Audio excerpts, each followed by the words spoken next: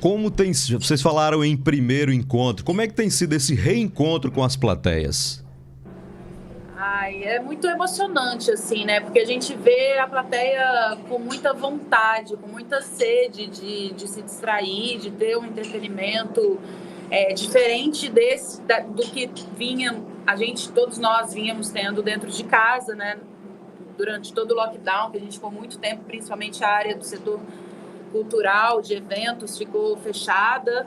E agora a gente foi voltando aos poucos, né, de 40% da capacidade da plateia para 60%, para 80%, e cada cidade vai funcionar de uma forma, com esse distanciamento, com esse limite de público, mas já está funcionando. E é isso que vale a pena, porque a nossa luta, a nossa missão é manter o teatro vivo mesmo, essa cultura viva, porque a gente acredita muito que o teatro é um agente transformador de uma sociedade, que ele transforma pessoas, que ele faz pensar, traz reflexões. Então, a gente vê nossos teatros lotando, para a gente é muito satisfatório. A gente tem toda a entrega que a gente gosta de ter para realmente distrair, divertir um público que está aí com tanta ansiedade, com tanta preocupação, com tanto medo por conta de tudo isso que a gente está vivendo e continua vivendo. Mas dentro de todos os protocolos de segurança, a gente consegue passar por aquele pouco tempo uma mensagem de amor, de esperança. As pessoas se divertem muito, riem do início ao fim do espetáculo, ao mesmo tempo que tem uma mensagem profunda. E como o Bruno gosta de dizer, a gente acredita que o sorriso é a forma mais fácil de atingir o coração das pessoas, né? Então a gente está aqui nessa missão e começamos por Campina Grande a percorrer de novo o Brasil com o nosso espetáculo.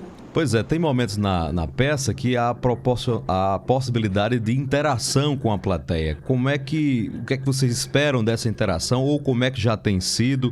E se é algo já dentro do script ou abrem-se cacos para improviso nessa brincadeira? Olha, na verdade, funciona assim, ó, a gente tem o texto, a gente conta a história assim de Pilar e Bento, mas cada cidade acontece situações muito peculiares, muito particulares também. Então a gente acaba trazendo essas situações para dentro do palco. A gente conversa muito com a plateia porque realmente a gente faz o espetáculo quebrando aquela quarta parede. Os personagens conversam com a plateia e a gente quebra os personagens para nós dois atores também conversarem com a plateia. Então fica sempre as coisas acontecendo na hora. A Pri também gosta de falar muito que a gente não faz a peça para a plateia, a gente faz a peça com a plateia.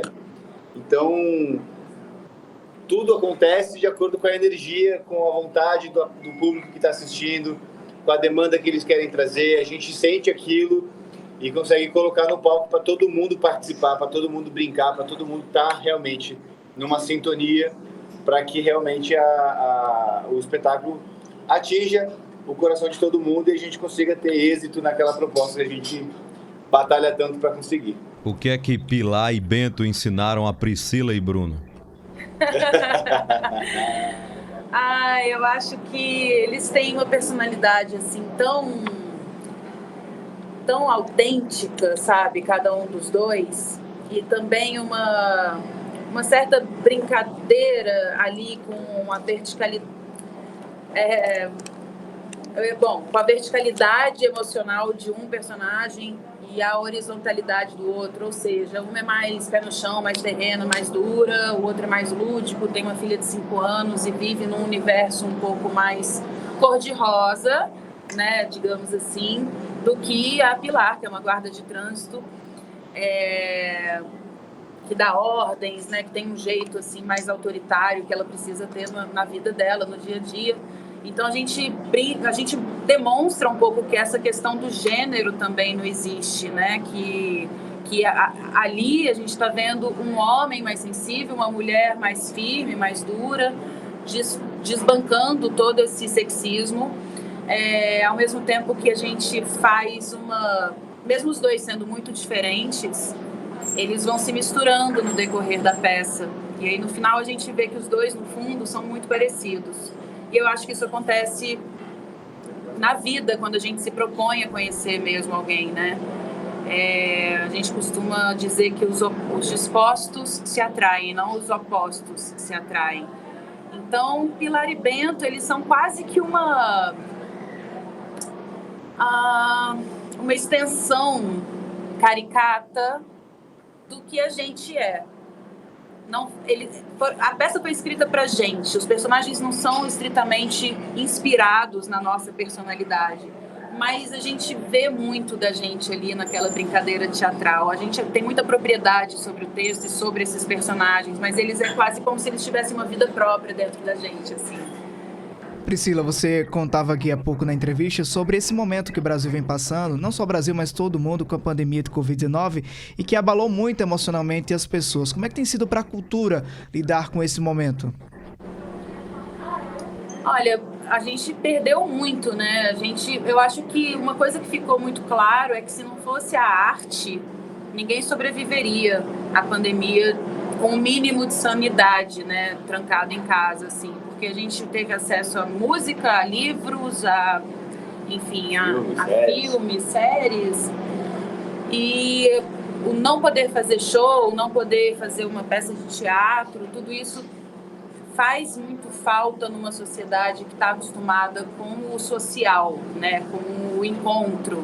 A gente fazia, antes da pandemia, nosso espetáculo sempre com uma ação social em conjunto. Então, toda cidade que a gente visitava uma instituição de caridade, por exemplo, e aquilo era talvez 80%, né, do nosso trabalho, da nossa alegria, assim, de estar na estrada.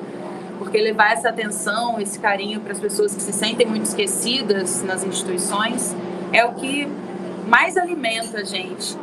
E aí, agora a gente ainda não pode voltar a fazer isso. Então, imagina como é que tá essa galera que já se sentia esquecida no mundo normal, sem Covid. Imagina agora como é que eles não devem estar lá, né? E são pessoas que são mais frágeis, então a gente ainda realmente não pode visitar, mas eu acho que todo esse setor cultural ficou sentindo falta desse lado humano, sabe? Do conjunto. Né? Ô Bruno, em tempos de tanto ódio, Bruno, falar de amor virou mais do que uma opção? Está se transformando nesse momento também numa necessidade? Tem alguma coisa a ver essa proposta também com esse trabalho de vocês nessa peça? Olha, na verdade o amor ele tá em tudo, né? Não existe um passo que a gente dê, uma respirada que a gente sinta que não exista amor. O amor está em absolutamente tudo. A gente acaba ficando sempre limitado ao amor de um casal, ao amor de um pai, de um filho. Mas o amor está em tudo, na profissão, com os animais, com a natureza. Tudo tem amor. Então, falar de amor sem dizer eu te amo plantar a sementinha no coração das pessoas de que sim, a gente tem que fazer mais pelo próximo.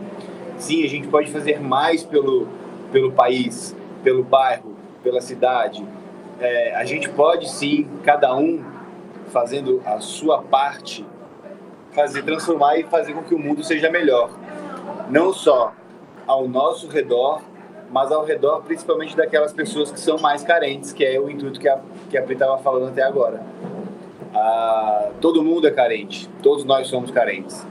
Existem pessoas que estão abandonadas, pessoas que foram realmente retiradas do convívio de suas famílias porque recebiam maus tratos com 95 anos ou com 3 anos de idade, por exemplo, que são pessoas que a gente já teve contato. Então a gente precisa ter um pouco de carinho, de que às vezes não é só a monetização da boa ação que é necessária. Às vezes a doação do olho no olho, a doação de realmente estar ali para ouvir, a doação de dar um colo, a doação de fazer o bem pessoalmente, estando em contato com aquelas pessoas. E aí eu acho que se você começa a transformar a vida dessas pessoas, essas pessoas também transformam a sua vida, e a vida de todo mundo é transformada e a gente começa a viver uma corrente do bem. Enquanto todo mundo estiver realmente individualizado, que é o poder que a globalização trouxe, que o sucesso da internet trouxe, onde todo mundo fica em casa e resolve absolutamente tudo sem precisar sair. Essa falta de convívio com as pessoas trazem doenças, trazem consequências, trazem sérios problemas que muitas das pessoas fingem que não existem e fazem questão de fingir que não existe. Então a gente está nessa missão com muito bom humor, com muita leveza, levantando temas como, por exemplo, doação de órgãos, que talvez seja uma das maiores manifestações de amor que a gente possa fazer para uma pessoa, que é doar um pedacinho daquele que já se foi, para que outras tantas possam ter qualidade de vida. E eu acho que a gente precisa falar mais sobre isso, porque infelizmente no Brasil, quem não levanta a vontade de doar órgão, automaticamente não é doador. E eu acho isso um absurdo. Eu acho que todo mundo, quando fica sabendo disso, também se sente incomodado com isso, porque só realmente quem passa por perto de uma necessidade de ter uma doação, seja ela qual for, ou de repente poder doar, sabe da importância de fazer o ato e de transformar a vida de todas aquelas pessoas que estão ali. Priscila e Bruno, nesse momento de intensa radicalização política no Brasil, o universo artístico também foi arrastado para a participação desse debate. Existem colegas seus que se expõem mais, que militam, digamos assim, outros que preferem uma posição mais de neutralidade, sem se imiscuir nessas questões que dividem muito ao invés de agregar. Vocês se situam de que forma nessa intensa polarização e nesse também patrulhamento ideológico? Como é que vocês se comportam nesse imprensado, digamos assim? É um patrulhamento ferrenho, né? Eu acho que tudo isso é muito doentio, assim. Eu não acho nada saudável o cenário de discussão sobre ideologia ser da forma que está sendo, assim. A gente não fala sobre política, a gente respeita que cada um entenda e viva a política da sua forma, à sua maneira e da melhor forma que entenda que seja melhor para ele, para os seus próximos, enfim. Todo mundo tem direito de pensar e sentir e agir conforme o que acredita ser melhor. A gente mantém a nossa postura de não entrar em discussões, de não levantar bandeiras, porque a gente acredita que fazendo o nosso, a gente conquista aquilo que a gente tem em mente para um mundo melhor. A gente não acredita que esteja na discussão, a gente acredita que esteja realmente na ação.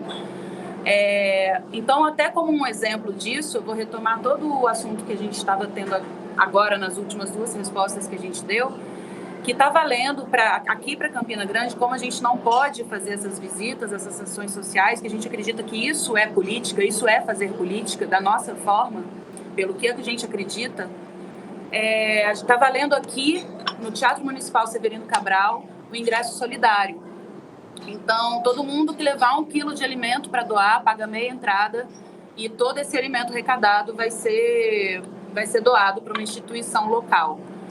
E assim a gente se mantém. A nossa postura é essa, assim. A gente realmente não adianta quem vem jogar pedra ou quem vem cobrar uma postura. A nossa postura é essa. Essa é a nossa forma de se posicionar e de agir no cenário que a gente acredita que seja fazer política. Eu acho que, infelizmente, a gente vive um mundo muito intolerante. E a intolerância está, inclusive, na opinião que você tenha sobre qualquer coisa. Fazer política é muito mais falar de política. Fazer política é saber ouvir, saber falar, ouvir a opinião do outro, falar a sua opinião e aprender com todo mundo que a gente pode chegar num denominador comum que seja bom para todo mundo.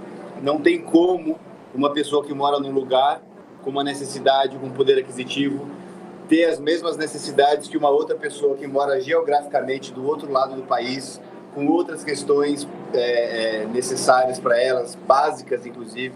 Então, assim, os pensamentos são muito diferentes. A gente tem aí um cenário de política mesmo falando, 1,5 milhão de legendas. Então, assim, para falar de política, as pessoas têm que estar abertas.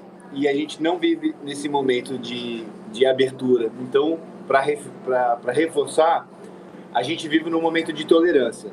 Enquanto todo mundo propõe guerra, a gente propõe amor.